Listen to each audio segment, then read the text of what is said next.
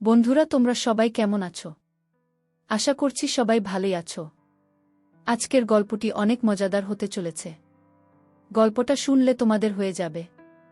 আমি সুস্মিতা। আমার বয়স তেমন হয়নি। আমার মাত্র 13 বছর বয়স। আর এই 13 বয়সে আমার পরিবারের দায়িত্ব আমার নিতে হয়।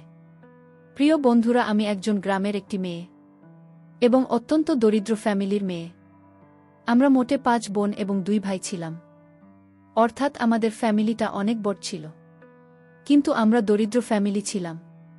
আর আমি সবার বড় বোন ছিলাম। বড় হলে কি হবে, আমার বয়সটাও তেমন হয়নি। কিন্তু কিছু করার নেই। তাই কেমন যে নিজের উপর পেশার মনে হতে লাগল। যেত আমরা 5 বোন 2 ভাই। তারপরেও বাবা অনেক গরিব। অর্থাৎ আমাদের সংসার চালাতে বাবা অনেকটা হিমশিম খেয়ে যাচ্ছিল। আর আমি ফ্যামিলির সবার বড় মেয়ে হওয়ার কারণে নিজেকে আর বুঝতে পারছিলাম না। তাই বাধ্য হয়ে গার্মেন্টসে চাকরি নেওয়ার সিদ্ধান্ত নেয়। এবং পরবর্তীতে আমি গ্রাম ছেড়ে ঢাকায় চলে যাই। একটি গার্মেন্টসে চাকরি করা শুরু করি। আর ওই গার্মেন্টসের একটি সুপারভাইজারের সাথে আমার খুব ভালো সম্পর্ক গড়ে ওঠে। যেহেতু দেখতে শুনতে আমি বেশ সুন্দর ছিলাম, সুপারভাইজার আমাকে চাকরির ক্ষেত্রে বিভিন্ন সুযোগ সুবিধা দিত এবং কিছু কাজ না করলে ওভারটাইম দিতে। তখন আমি বুঝতে পারলাম যে সুপারভাইজার কেন আমাকে এত সুযোগ সুবিধা দিচ্ছে। নিশ্চয় আমার প্রতি তার কোনো উদ্দেশ্য আছে। তা না হলে আমাকে এত সুযোগ সুবিধা দিত কেন? আরও তো অনেক মেয়ে আছে, তাদের তো কোনো সুযোগ সুবিধা দেয়নি। যেহেতু সে আমাকে অনেক সুযোগ সুবিধা দিচ্ছে, তাই আমি সবসময় ভাবতাম সে আমার কাছে কি চাইতো। সে অনেক সময় বলতো, তোমার এত কাজ করার দরকার নেই, অন্য শ্রমিকরা তো ঠিকমতো কাজ করছে। আর কেউ যদি তোমাকে কোনো কিছু বলে তাহলে আমাকে জানিও। আমি বুঝলাম সুপারভাইজার আমার প্রতি অন্য কোনো উদ্দেশ্য আছে। পরবর্তীতে যখন করোনা আসার সময় হয়ে আসছে, তখন আমাদের গার্মেন্টস থেকে অনেক কর্মী ছাঁটাই করে দিল। আর তার মধ্যে আমিও পড়ে গেলাম। তখন আমার সেই সুপারভাইজার আমার প্রতি অনেক মায়া হলো এবং সে আমাকে তার নিজের খরচে লেবানন পাঠিয়ে দিন। কিন্তু আমার তো তেমন বয়স হয়নি। বাইরে যেতে হলে 18 বছর বয়স লাগে। আর তাই সুপারভাইজার আমার বয়সটা বাড়িয়ে নিল। আমার বয়স ছিল মাত্র 13 বছর। আর 13 বছর থেকে 18 বছর বানিয়ে নিল। কিন্তু আর এই লেবু দিয়ে আমার জীবনে ঘটল এক দুর্ঘটনা। লেবাননে আমি একটি বাসা বাড়ির কাজ পেলাম। সেই বাড়িতে আমার যে সে ছিল তার 3 ছেলে এবং সে নিজে, এবং তার 4 তাঁবু ছিল। প্রথমে আমি বুঝতে পারিনি যে সাধারণত ওদেরকে 2-3টা করে বয়। পরে বুঝতে পারলাম তাদের অনেক। তাই তারা 2-3টা করে বিয়ে করে এবং তাদের বুড়ো বিয়ে করার অনুমতি দেয়। কারণ সে একা এত সামাল দিতে পারে না। তাই লেবং যাওয়ার পরেও শেখ এবং তাদের 3 ছেলে নজরে আমি পড়ে গেলাম। কিন্তু প্রথম টাইম আমি জানতাম না যে প্রবাসীর সাধারণত মেয়েদের সাথে এরকম করা হয় এবং কিছু বলাও যায় না। যদি কিছু বলে দিই তাহলে বিভিন্ন রকম মিথ্যা মামলা দিয়ে জেল হাজতে পাঠিয়ে দেয়। এই বিষয়টি আমি অন্যান্য প্রবাসী মেয়েদের থেকে জানতে পারলাম। তো যাই হোক বন্ধুরা, এরপর আস্তে আস্তে সংযুক্ত আরব আমিরাত শেখ এবং তার 3 ছেলের নজরে আমি পড়ে গেলাম। এমনকি তারা বিভিন্ন স্থানে বেড়াতে গেলে আমাকে গাড়িতে করে নিয়ে যেত। তাদের বুথের কে বলতো যে ওকে দরকার আছে বিভিন্ন রকমের চা নাস্তা বানানোর জন্য। এই বলে আমাকে বিভিন্ন জায়গায় নিয়ে যেত। এরকম করতে করতে এক সময়ে তারা আমার দিকে অন্য রকমভাবে চেয়ে থাকত এবং বলতো, খুল বাঙালি মিনা মিলা। অর্থাৎ তারা বলতো যে প্রত্যেকটা বাঙালি মেয়ে অনেক সুন্দর। তো একদিন তারা আমাকে নিয়ে 2 দিনের একটি সফরে বের হলো। সেদিন শুধু সে ছিল আর তার ড্রাইভার আর আমি। তারপর আমি আসে পিছনের সিটে বসলাম আর ড্রাইভার গাড়ি ড্রাইভ করতে থাকল। এক পর্যায়ে সে আমার দিকে অদ্ভুতভাবে চেয়ে থাকতে শুরু করল। কিন্তু আমি কিছু বলতে পারলাম না। কারণ এর আগেও আমি শুনেছি যে প্রত্যেক সেখানেই তাদের বাড়ির কাজের মেয়েরা তাদের সকল কথা শুনতে হয়। যদি তাদের কথা না শুনি এবং পুলিশকে ইনফর্ম করলে মিথ্যা মামলায় ফাঁসিয়ে দেওয়া। তাই আমি ভয় পেয়ে গিয়ে আমি তাকে কিছু বলতে বলেনি এবং বলার সুযোগ দেয়নি আমায়। আর গাড়ির মধ্যে একটি পর্দা টাঙিয়ে দেয়। আমি তাকে জিজ্ঞেস করলাম, পর্দাটা নাচছেন কেন গাড়িতে? সে বলল, সামনে মরুভূমি, প্রচণ্ড বাতাস আসতে পারে। আমি তার কথা শুনে প্রচণ্ড ভয় পেয়ে গেলাম। কিন্তু ভয় পেয়ে কোনো লাভ নেই। তখন আমার কাছে পুরো দুনিয়া একদম অন্ধকার হয়ে গেল। মনে মনে হচ্ছিল আমি আর পৃথিবীতে বেঁচে নেই। এতটা কষ্ট এবং অসহ্যকর মনে হচ্ছিল। কিন্তু সে ক্ষেত্রে বিষয়ে কোনো খেয়াল করল না। আমি বেঁচে আছি নাকি মরে গেছি এ বিষয়ে তার কোনো খেয়ালই রইল না। এক পর্যায়ে আমি অজ্ঞান হয়ে গেলাম। প্রায় 3 ঘন্টা পর আমার হুঁশ আসল এবং আমি দেখলাম যে আমার অবস্থা একদম কাহিনী। অর্থাৎ আমার শরীর এমন হল উঠে দাঁড়ানোর মতো শক্তি আমার ছিল না। কিন্তু কিছু করার নেই, নিজের শেখ বলে কথা। আর আমাদের আজকের সফর তো ছিল প্রায় 400 কিলোমিটার দূর। এই 600 কিলোমিটার সফর অবস্থায় শেখ আমার সাথে। তারপর আমি যখন একটি নির্দিষ্ট স্থানে পৌঁছালাম, তারপর আমি সেই স্থানে পৌঁছানোর পর অসুস্থ হয়ে গেলাম। তারপর লেবাননের সে আমাকে একটি প্রাইভেট মেডিকেল হসপিটালে ভর্তি করুন এবং 2 দিনের মধ্যে আমাকে সুস্থ করে তুলুন। অতঃপর সে আবার সেখান থেকে ফেরার সিদ্ধান্ত নিল এবং আমরা আবার গাড়িতে উঠে বসলাম। কিছুক্ষণ আসার পর সে আমায় বলল কেমন লাগলো আজকের সফর। সে গাড়ির আবার পর্দা টাঙিয়ে দিল। তখন আমি শেখকে অনেক অনুরোধ করে বললাম, আপনি পর্দা টাঙালে আমার ভয় করে।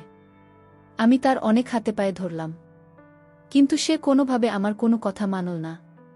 সে বলল, দেখো তুমি এখানে চাকরি করতে এসেছ, তাই আমার তোমাকে যেভাবে বলি সেইভাবে তোমার চলতে হবে এবং সকল কথা রাখতে হবে। আমি বুঝতে পারলাম সে আমার কথা রাখবে না। তারা যা বলে তাই মানতে হয়। তারা বলে সেখানে চাকরি করতে গেলে তাদের এটাই নিয়ম। এভাবে আমরা বাড়িতে আবার চলে আসলাম। কিন্তু বাড়িতে আসার পরও কোনো রেহাই পেলাম না, কারণ শেখে 3 ছেলেকে দেখে আমার অনেক ভয় লাগত। সেই 3 ছেলের কোনো কাজকর্ম ছিল না, শুধু বাসায় বসে থাকত টিভি দেখতে আর আড্ডা মারত। আর তার বাবার বিজনেস ছিল, বাবা সারাদিন সে বিজনেস সময় দিত। প্রিয় বন্ধুরা, যখনই তার বাবা দিনের বেলায় তার ব্যবসার স্থানে চলে যেত, আর আমায় তখন বলতো, এই বাঙালি, আমাদের 3 ভাইয়ের কথা রাখতে হবে। আর বলতো, যদি বাবাকে কিছু বলিস তাহলে তো চাকরি চলে যাবে। কিন্তু তারপরেও কিছু করার ছিল না, কারণ আমি দেশে চলেও আসতে পারব না। দেশে গিয়ে কি করব, কারণ আমি দরিদ্র ফ্যামিলি। বাড়িতে গেলে আমি আর ও আমার পরিবারের বোঝা হয়ে দাঁড়াব। তাই যাতে পরিবারের বোঝা না হয় এজন্যই আমি চাকরি করতে চাই। প্রিয় বন্ধুরা, এভাবে সংযুক্ত আরব আমিরাতের শেখ এবং তার ছেলেরা আমার দিকে সব সময় এক অন্যরকম দৃষ্টিতে চেয়ে থাকত। সেটা আমার ভাল লাগত না। কিন্তু ওরা বলে চাকরি করতে হলে তাদের সকল কথা রাখতে হয়। আমি তাদের ছেলেদের দেখে ভয় সব সময় লুকিয়ে লুকিয়ে থাকতাম। আমি বাসার সকল কাজকর্ম করে রাতে যখন রুমে শুতে গেলাম, আমার 2 দিনের জার্নিতে আমার শরীর অনেক দুর্বল ছিল। তাছাড়া অজ্ঞান অবস্থায় 3 দিন ছিলাম। কিন্তু শেখদের কোনো টাকা পয়সার অভাব ছিল না। যাই হোক, আমি রাতে প্রচণ্ড মাথা ব্যথা হচ্ছিল। আমি মাথার ব্যথায় যখন শব্দ করতে লাগলাম, তখন শেখের ছেলে আমার রুমে আসলো আর আমায় বলল, তুই কি বেশি অসুস্থ? আমি বললাম, হুম, আমি অনেক অসুস্থ, আমার প্রচণ্ড মাথা ব্যথা হচ্ছে। আমি তাকে বললাম, আপনাকে দেখলে আমার ভয় লাগে, আপনি চলে যান রুম থেকে। আপনি রুমে থাকলে আমি আরও বেশি অসুস্থ হয়ে যাব। শেখের ছেলে আমার মুখে এরকম কথা শুনে রাগান্বিত হয়ে গেল। আমায় বলল, আমার বাড়িতে থেকে চাকরি করিস, তুই একটা চাকরানি হয়ে আমার ঘর থেকে আমাকে রুম থেকে বাহির হতে বলছিস? তোর সাহস তো কম না। আমি শেখের ছেলের কথা শুনে ভয় পেয়ে গেলাম। আমি শেখের ছেলেকে বললাম, আমার ভুল হয়ে গেছে, আমি আসলে মাথাব্যথায় আমার কোনো হুঁশ ছিল না, আর তাই মুখে কি হতে কি বলে ফেললাম। আপনি কিছু মনে করবেন না, আমি আপনার কাছে ভুল স্বীকার করছি। শেখের ছেলে তখন আমায় বলল, ঠিক আছে, আমি তোকে এ বাড়িতে রাখব, কিন্তু আমার কিছু নিয়ম আছে, আর সেই নিয়ম তো পালন করতে হবে। আমি তাকে বলেছিলাম, আপনার সকল নিয়ম আমি অক্ষরে অক্ষরে পালন করব, তাও আপনি আমায় চাকরি থেকে বহিষ্কার করবেন না। শেখের ছেলে তখন আমায় বলল, ঠিক আছে, আর রাত 1-2টা বাজলে আমার রুমে কিছু কাজ পড়ে আছে, সেগুলো তো করতে হবে। আমি তখন শেখের ছেলেকে বললাম, দেখুন, আজ আমি অসুস্থ, কাল আপনার রুমের সকল কাজ করে দিব। সে তখন আরও রাগান্বিত হয়ে বলল, আমি বলছি, আজকে আমার রুমে প্রচুর কাজ পড়ে আছে, সেগুলো এখনই তোর করতে হবে। মনে মনে চিন্তা করলাম, কেন তাকে রুম থেকে বের হতে বললাম? নিজের বিপদ নিজেই ডেকে এনেছি। আমি আরও একবার তাকে অনুরোধ করলাম, আজ আমার শরীরটা ভালো না, মাথা ব্যথা করছে। তখন সে বলল, আমার রুমে মাথা ব্যথার ওষুধ আছে, খাওয়ার সাথে সাথেই ভালো হয়ে যাবে। এখন ঘড়িতে 11:30 বাজে। আমি আমার রুমে ওয়ার্ড করছি। তোকে যেন 30 মিনিট পর আমার রুমে দেখি। আমি শেখের কথা শুনে বললাম, ঠিক আছে আপনি যান, আমি আসছি। তারপর যখন রাত 1-2টা বাজল আমি ভয়ে ভয়ে তার রুমে গেলাম। আর মনে মনে চিন্তা করতে লাগলাম, আজ কপালে কি আছে কে জানে। যাই হোক, শেখের ছেলে রুমে গেলাম। তারপর তাকে জিজ্ঞেস করলাম, স্যার কি কাজ পড়ে আছে? তখন শেখের ছেলে বলল, আজ থেকে রাত 1-2টা থেকে শুরু করে রাত 4টা পর্যন্ত তোরে রুমে ডিউটি। আমি শেখের ছেলেকে বললাম, দিনেও ডিউটি রাতেও ডিউটি? তাহলে আমি ঘুমোব কখন? শেখের ছেলে বলল, ভোর 4টা থেকে সকাল 8টা পর্যন্ত। আমি যদি এখন না করি তাহলে হয়তো আমার চাকরি থাকবে না। আর তাই তার এই নতুন নিয়ম মেনে নেওয়া ছাড়া আমার কোনো উপায় ছিল না। আমি তখন শেখের ছেলেকে জিজ্ঞেস করলাম, আপনার রুমে রাত 1-2টার সময় কি করতে হবে? তখন সে বলল, আমি যদি তোকে বলি তুমি শুয়ে থাক তাহলে তুই চুপ করে শুয়ে থাকবি, কোনো কথা বলতে পারবি না। আমি শেখের ছেলেকে বললাম, শুয়ে থাকলে কি আমার ডিউটি হবে? সে বলল, শুয়ে থাকার পর আমি তোকে যা আদেশ করি তাই তোর পালন করতে হবে। আমি আমতা আমতা করে বললাম, ঠিক আছে আপনি যা বলবেন তাই হবে। তবে আজ আমি অনেক অসুস্থ। আজকের রাতটা আমার রুমে আমায় ঘুমোতে দিন, কাল থেকে আমি আপনার রুমের দায়িত্ব পালন করব। আপনি যা বলবেন তাই হবে। শেখের ছেলে আমায় বলল, ঠিক আছে যা জুমা, আজ তোকে সুযোগ দিলাম। শেখের ছেলের কথা শুনে আমার একটু স্বস্তি মনে হলো। আমি আমার রুমে ঘুমাতে গেলাম। আমি রুমে গিয়ে ঘুমিয়ে পড়লাম। এরপর আমার সাথে যা ঘটেছিল তাতে আমার বেঁচে থাকার ইচ্ছাটাই হারিয়ে ফেলেছি। প্রিয় বন্ধুরা, গল্পটি ভালো লাগলে অবশ্যই কমেন্ট করে জানাবেন। আর নিয়মিত এমন আলাদা স্বাদের গল্প শুনতে ভিডিওটিতে লাইক এবং চ্যানেলটিকে সাবস্ক্রাইব করে সাথেই থাকুন।